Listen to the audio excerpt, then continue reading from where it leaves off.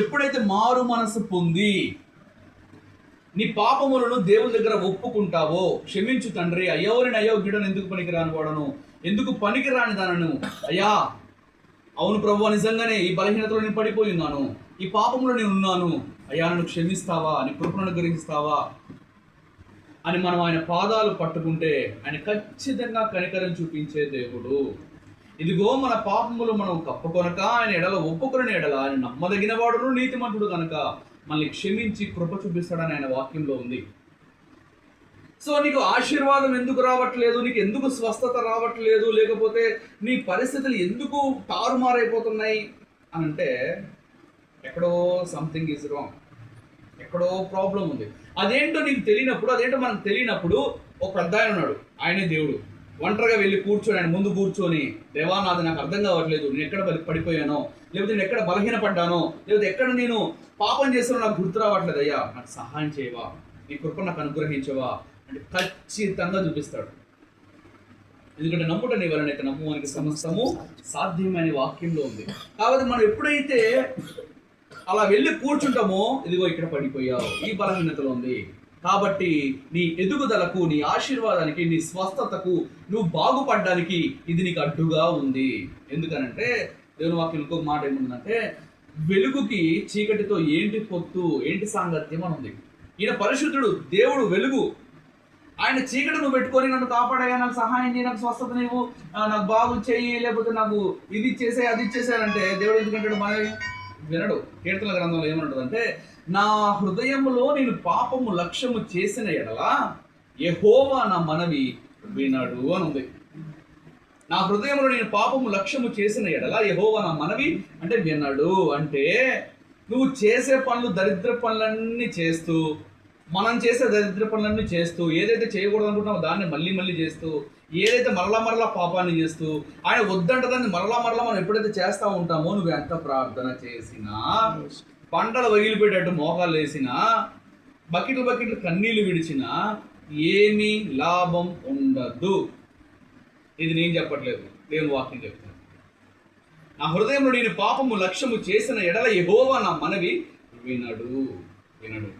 చాలా మంది పరిస్థితులు, క్రైస్తవుల పరిస్థితులే ఎందుకు బాగుండట్లేదు, ఎందుకు వాళ్ళకి సరైన ఆశీర్వాదం ఉండట్లేదు, సరిగ్గా స్వస్థత రావట్లేదు, ఏం దేవుడు అందరిని మాన చేస్తున్నాడు, మమ్మల్ని ఇలా వస్తున్నాడు, మా పరిస్థితి ఎలా ఉంది అనుకునే చాలా మంది క్రైస్తవులలో ఉన్న ప్రాబ్లం ఏంటి అంటే, ఈ పాపాన్ని గడుపుకోరు. ఉండనీలో ఇది ఒకటేగా, సిగరెట్ తాగడం ఒకటేగా, లేకపోతే ఈ ఒక సీరియల్ చూడడం ఒకటేగా, లేకపోతే ఈ సినిమాలు చూడడం ఒకటేగా, ఇది ఒక్కటేగా, ఇంక మిగతా అంతా పర్ఫెక్ట్ ఏమనుకుంటాం, ఇది ఒక్కటేగా అనుకుంటాం. ఆ ఒక్కటే చాలు మన జీవితాన్ని సర్వనాశనం చేయడానికి. ఆ ఒక్కటే చాలు. ఆ ఒక్కటి, ఇప్పుడు గిన్నెడు పాలు ఉన్నాయి, ఆ పాలల్లో మంచి నాటు కొబ్బరి విషయం ఒక డ్రాప్, ఒక చొక్క వేస్తే ఏమైపోద్ది? పర్లేదు తాగొచ్చా, ఇంత పెద్ద ఎక్కువ ఉన్నాయి కాబట్టి ఈ చొక్క మనల్ని ఏం చేసిద్దిలే అనుకుంటే ఏమైనా అయిందా? ఈ విషయంగా మారవా? ఖచ్చితంగా మారుతాయి. ఈ ఒక్కదాన్ని నువ్వు తీసేసుకొని చూడు, దేవుడు అందులో దాగిన ఆశీర్వాదం, అందులో ఉన్న స్వస్థత, అందులో ఉన్న అభిషేకం, అందులో ఉన్న నీ ఎదుగుదల నీకు ఇస్తాడు. అది పెట్టుకొని నువ్వు ఎంత ప్రార్థన చేసినా, ఎంతగా ఏడ్చినా, ఎన్నిసార్లు సంఘానికి పోయినా, ఎన్నిసార్లు ఆరాధన చేసినా, ఎన్నిసార్లు నువ్వు వాక్యం చదివినా, ఎన్నిసార్లు నువ్వేం చేసినా, దేర్ ఈజ్ నో యూస్. ఏమీ ఉపయోగం ఉండదు. ఇప్పటికైనా మరలా మనం ఎప్పుడైతే దేవా అవునయ్యా నిజమే, ఈ బలహీనతలు నేను ఉన్నాను, ఇదిగో ఇక్కడ పడిపోయి ఉన్నాను, నన్ను క్షమించు ప్రభువా, నా హృదయాన్ని నిజంగా యథార్థంగా నీకు ఇస్తున్నాను అని యథార్థంగా ఇవ్వాలి. ఇస్తున్నాను ప్రభువా, కానీ ఇస్తున్నానులే కానీ అన్నావు అనుకో, ఆయనకి తెలుసు మనం ఎవరైనా మోసం చేయొచ్చు. చాలామంది అదే అనుకుంటారు, నా ఫుల్ హృదయాన్ని దేవుడికి ఇచ్చేసాను బ్రదర్, నా ఫుల్ హృదయాన్ని ఇచ్చేసాను, ఆయన తప్ప నా జీవితంలో ఇంకొకరు లేరు, ఆయన తప్ప ఇంకొకరు లేరు మా బ్రతుకులో, ఆయన తప్ప అని అంటారు.